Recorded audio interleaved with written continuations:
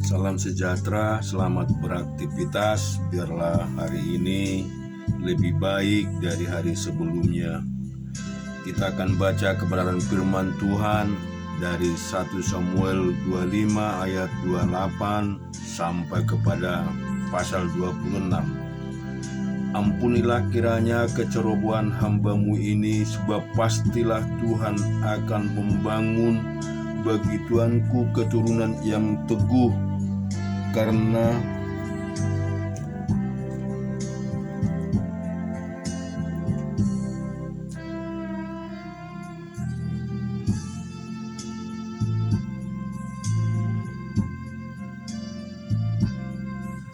tuanku ini melakukan perang Tuhan, dan tidak ada yang jahat terdapat padamu selama hidupmu. Jika sekiranya ada seorang bangkit mengejar engkau dan ingin mencabut nyawamu, maka nyawa tuanku akan terbungkus dalam bungkusan tepat orang-orang hidup pada Tuhan Allahmu, tetapi nyawa para musuhmu akan diumbankannya dari dalam salang umban. Apabila Tuhan melakukan kepada tuanku sesuai dengan segala kebaikan yang difirmankannya kepadamu, dan menunjukkan engkau menjadi raja atas Israel, maka tak usahlah tuanku bersusah hati dan menyesal karena menumpahkan darah tanpa alasan, dan karena tuanku bertindak sendiri dalam mencari keadilan. Dan apabila Tuhan berbuat baik kepada tuanku, ingatlah kepada hamba-Mu ini. Lalu berkatalah Daud kepada Abigail, terpujilah Tuhan Allah Israel yang mengutus engkau menemui aku pada hari ini. Terpujilah kebijaksanaan-Mu, dan terpujilah engkau sendiri bahwa engkau pada hari ini menahan aku daripada melakukan hutang darah dan daripada bertindak sendiri dalam mencari keadilan. Tetapi demi Tuhan Allah Israel yang hidup, yang mencegah aku daripada berbuat jahat kepadamu, jika engkau tadinya tidak segera datang menemui aku, pasti tidak akan ada seorang laki-laki pun tinggal hidup pada Nabal sampai fajar menyingsing. Lalu Daud menerima dari perempuan itu apa yang dibawanya untuk dia, dan berkata kepadanya, pulanglah dengan selamat ke rumahmu.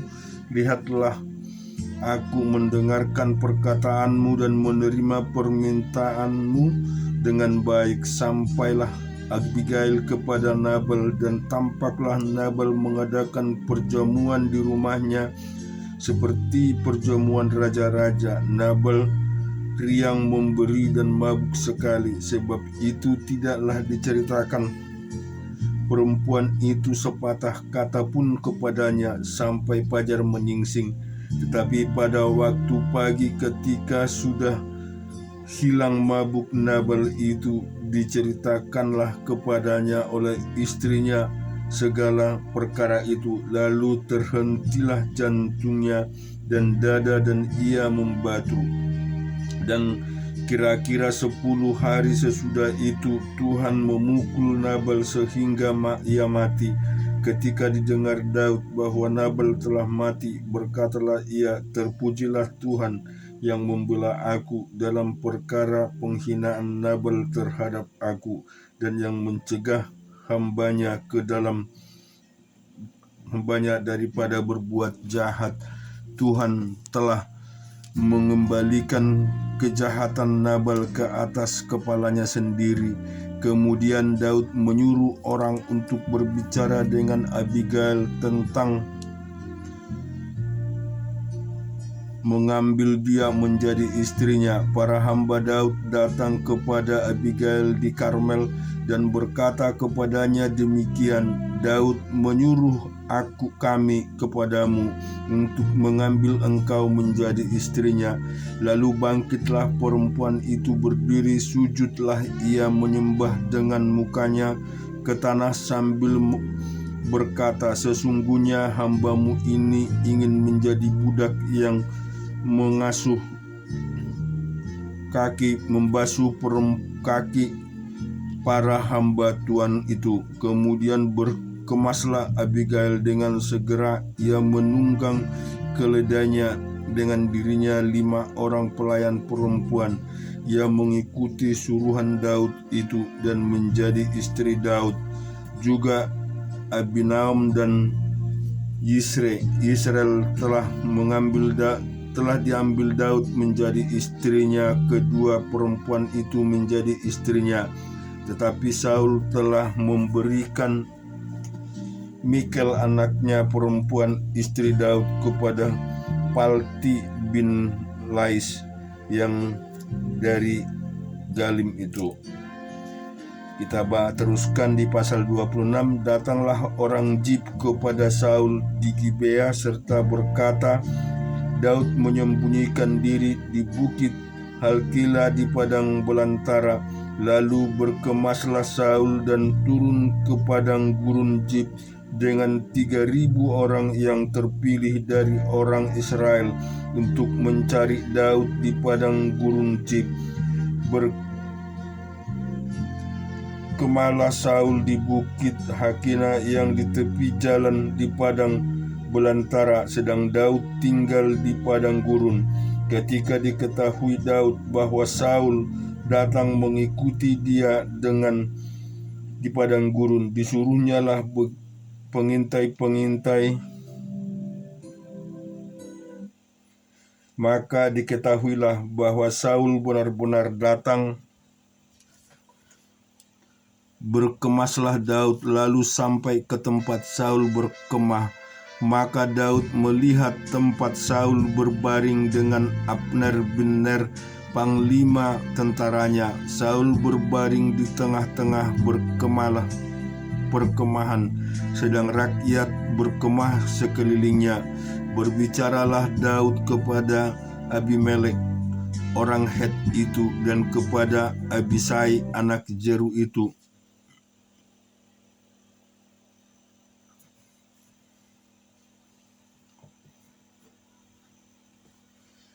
Saudara Irab katanya, siapa turun bersama-sama dengan aku kepada Saul ke tempat perkemahan itu? Jawab Abisai, aku turun bersama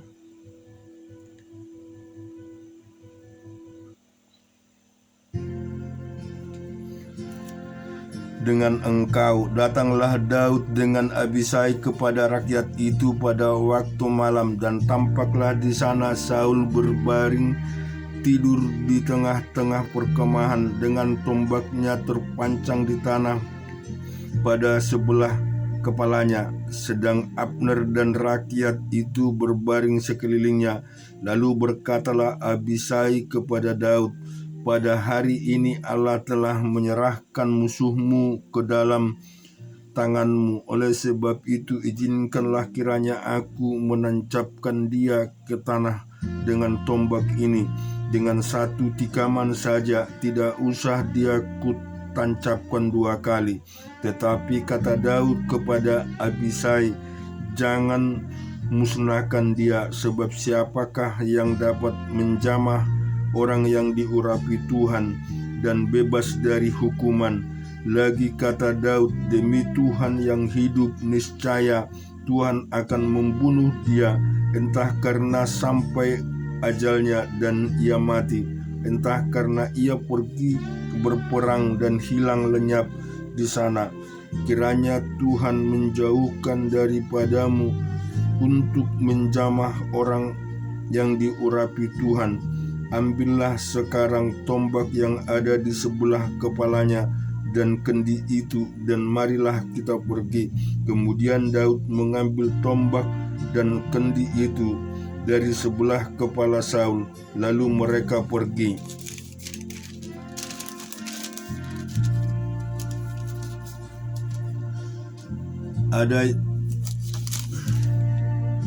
Tidak ada yang melihatnya, tidak ada yang mengetahui, tidak ada yang terbangun, sebab sekalian tidur karena Tuhan membuat mereka tidur nyenyak.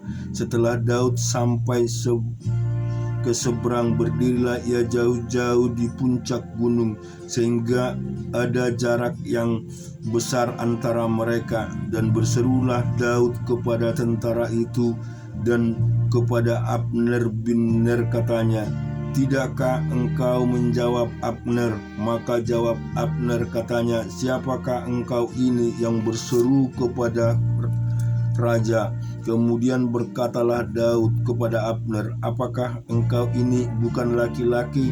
Siapakah yang seperti engkau di antara orang Israel? Mengapa engkau tidak mengawal tuanmu raja? Sebab ada seorang dari rakyat yang datang untuk memusnahkan raja tuanmu itu. Tidak baik hal yang kau perbuat itu. Demi Tuhan yang hidup, kamu ini harus mati karena kamu tidak mengawal tuanmu. Orang yang diurapi Tuhan itu sekarang, lihatlah di mana tombak raja dan kendi yang ada di sebelah kepalanya." Saul mengenal suara Daud. Lalu ia berkata, "Suara mukah itu anakku Daud?" Jawab Daud, "Suaraku, tuanku raja." Lalu berkatalah ia, "Mengapa pula tuanku mengejar hambanya ini? Apa yang telah kuperbuat? Apakah kejahatan yang melekat pada tuanku? Oleh sebab itu kiranya tuanku raja mendengar perkataan hambamu ini. Jika Tuhan yang membujuk engkau melawan aku, maka biarlah ia mencium bau korban persembahan. Tetapi jika itu anak-anak manusia, terkutuklah mereka di hadapan Tuhan, karena mereka sekarang mengusir aku, sehingga aku tidak mendapat bagian daripada milik Tuhan, dengan berkata, 'Pergilah beribadah kepada Allah lain.' Sebab itu janganlah kiranya darahku tertumpah ke tanah jauh dari hadapan Tuhan, sebab Raja Israel keluar untuk mencabut nyawaku seperti yang memburu seekor ayam hutan di gunung-gunung." Lalu berkatalah Saul, "Aku telah berbuat dosa, pulanglah anakku Daud, sebab aku tidak akan berbuat jahat lagi kepadamu, karena nyawaku pada hari ini berharga di matamu. Sesungguhnya perbuatanku itu bodoh dan aku sesat sama sekali." Tetapi Daud menjawab, "Inilah tombak itu, ya tuanku raja. Baiklah, salah seorang dari orang-orangmu menyeberang untuk mengambilnya. Tuhan akan membalas kebenaran dan kesetiaan setiap orang, sebab Tuhan menyerahkan engkau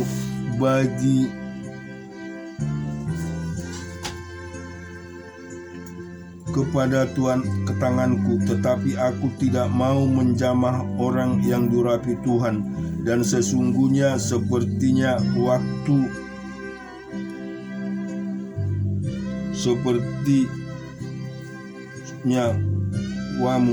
seperti nyawamu pada hari ini berharga di mataku. Demikian kehendaknya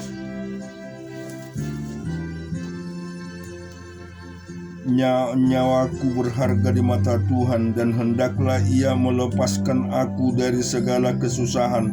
Lalu berkatalah Saul kepada Daud, "Diberkatilah kiranya engkau anakku Daud. Apa juga pun yang kau perbuat, pastilah engkau sanggup melakukannya." Lalu pergilah Daud meneruskan perjalanan, dan pulanglah Saul ke tempatnya. Kita akan baca di Yesaya pasal yang ke-50. "Beginilah firman Tuhan, di manakah gerangan surat cerai ibumu, dan ndak aku telah mengusir dia, atau kepada siapakah di antara penagih hutangku aku pernah menjual engkau. Sesungguhnya oleh karena kesalahanmu sendiri kamu terjual, dan oleh karena pelanggaranmu sendiri ibumu diusir. Mengapa ketika aku datang tidak ada orang, dan ketika aku memanggil tidak ada yang menjawab? Mungkinkah tanganku terlalu pendek untuk membebaskan? Atau tidak adakah kekuatan padaku untuk melepaskan?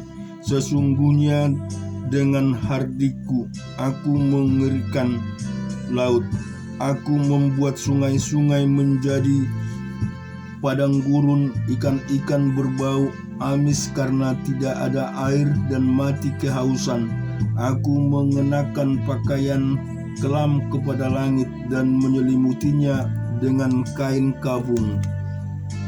Tuhan Allah telah memberikan kepadaku lidah seorang murid, supaya dengan perkataan aku dapat memberi semangat baru kepada orang yang letih lesu. Setiap pagi ia mempertajam pendengaranku untuk mendengar seperti seorang murid. Tuhan Allah telah membuka telingaku, dan aku tidak memberontak, tidak berpaling ke belakang. Aku memberi punggungku kepada orang-orang yang memukul aku, dan pipiku kepada orang-orang yang mencabut janggutku. Aku tidak menyembunyikan mukaku ketika aku dinodai dan diludahi, tetapi Tuhan Allah menolong aku. Sebab itu aku tidak mendapat noda. Sebab itu aku meneguhkan hatiku seperti keteguhan gunung batu, karena aku tahu bahwa aku tidak akan mendapat malu. Dia menyatakan, aku benar telah dekat. Siapakah yang berani berbantah dengan aku? Marilah kita tampil bersama-sama. Siapakah lawanku berperkara? Biarlah ia mendekat kepadaku. Sesungguhnya Tuhan Allah menolong aku. Siapakah yang berani menyatakan aku bersalah? Sesungguhnya mereka semua aku memburuk seperti pakaian yang sudah usang. Ngengat akan memakan mereka. Siapakah di antaramu yang takut akan Tuhan dan mendengarkan suara hamba-Nya? Jika ia hidup dalam kegelapan dan tidak ada cahaya bersinar baginya, baiklah ia percaya kepada nama Tuhan dan bersandar kepada Allah-Nya. Sesungguhnya kamu semua yang menyalakan api, yang memasang panah-panah api, masuklah ke dalam nyala apimu dan ke tengah-tengah panah-panah api yang telah kamu pasang. Oleh tangankulah hal itu akan terjadi atasmu. Kamu akan berbaring di tempat siksaan. Kita juga baca di firman Tuhan di Yeremia pasal yang ke-30. Firman yang datang dari Tuhan kepada Yeremia bunyinya, beginilah firman Tuhan Allah Israel, tuliskanlah segala perkataannya yang telah kupirmankan kepadamu itu dalam suatu kitab, sebab sesungguhnya waktunya akan datang, demikian firman Tuhan, bahwa aku akan memulihkan keadaan umatku Israel dan Yehuda, firman Tuhan, dan aku akan mengembalikan mereka ke negeri yang telah kuberikan kepada nenek moyang mereka, dan mereka akan memilikinya. Inilah perkataan-perkataan yang telah difirmankan Tuhan tentang Israel dan tentang Yehuda. Sesungguhnya beginilah firman Tuhan, telah kami dengar jerit kegentaran, kedahsyatan, dan tidak ada damai. Cobalah tanyakan dan selidiki, Adakah laki-laki melahirkan? Mengapa setiap laki-laki kulihat tangannya pada pinggangnya seperti seorang perempuan yang melahirkan? Mengapakah setiap muka berbuat jadi pucat? Hai, alangkah hebatnya hari itu, tidak ada taranya. Itulah waktu kesusahan bagi Yakub, tetapi ia akan diselamatkan daripadanya. Maka pada hari itu demikianlah firman Tuhan semesta alam, aku akan mematahkan kuk dari tengkuk mereka dan memutuskan tali-tali pengikat mereka, dan mereka tidak akan mengabdi lagi kepada orang-orang asing. Mereka akan mengabdi kepada Tuhan Allah mereka dan kepada Daud raja mereka yang akan kubangkitkan bagi mereka. Maka engkau janganlah takut, hai hambaku Yakub, demikianlah firman Tuhan. Janganlah gentar, hai Israel, sebab sesungguhnya aku menyelamatkan engkau dari tempat jauh dan keturunanmu dari negeri membangun mereka. Yakub akan kembali dan hidup tenang.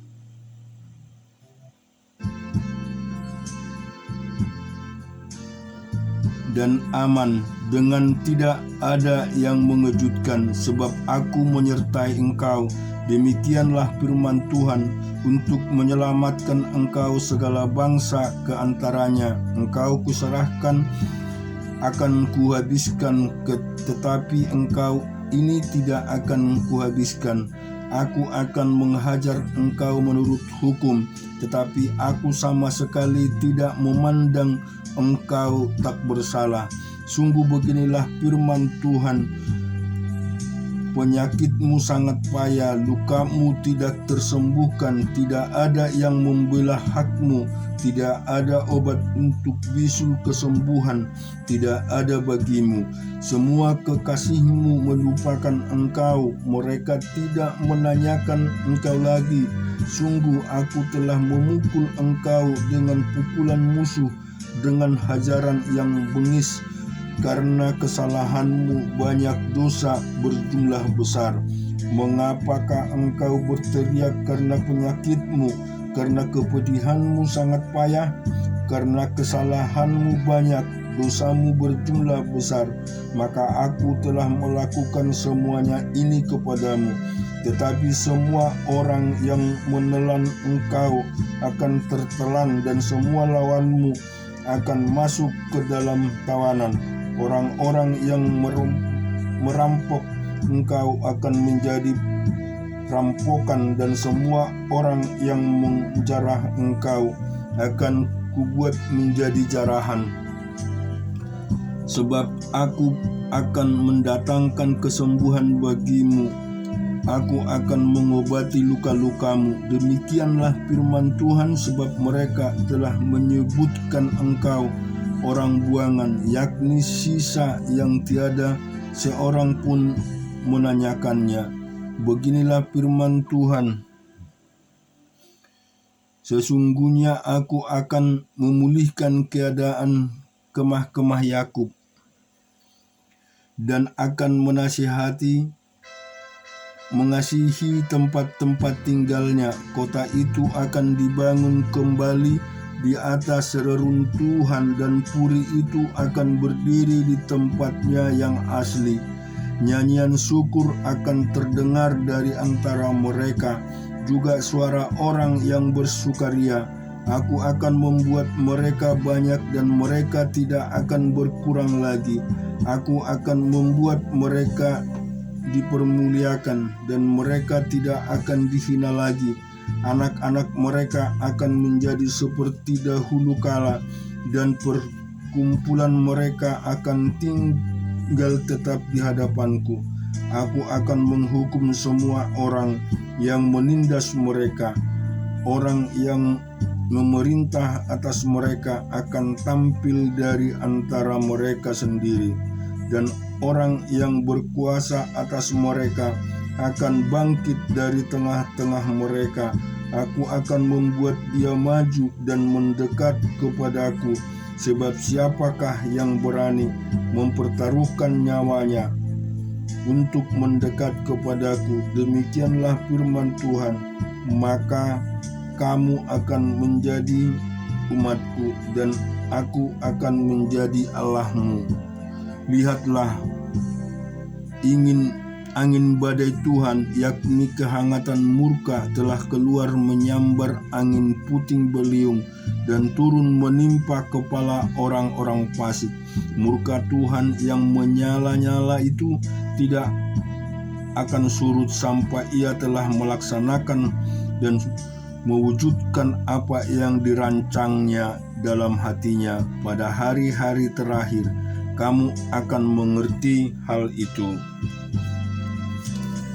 Dan kita juga membaca di 1 Korintus pasal yang kedua. Demikianlah pula ketika aku datang kepadamu, saudara-saudara, aku tidak datang dengan kata-kata yang indah atau dengan hikmat untuk menyampaikan kesaksian Allah kepadamu. Sebab aku telah memutuskan untuk tidak mengetahui apa-apa di antara kamu selain Yesus Kristus, yaitu Dia yang disalibkan. Aku juga telah datang kepadamu dalam kelemahan dan dengan sangat takut dan gentar. Baik perkataanku maupun pemberitaanku tidak kusampaikan dengan kata-kata hikmat yang meyakinkan, tetapi dengan keyakinan akan kekuatan roh, supaya iman kamu jangan bergantung pada hikmat manusia, tetapi pada kekuatan Allah. Sesungguhnya demikian kami memberitakan hikmat di kalangan mereka yang telah matang, yaitu hikmat yang bukan dari dunia ini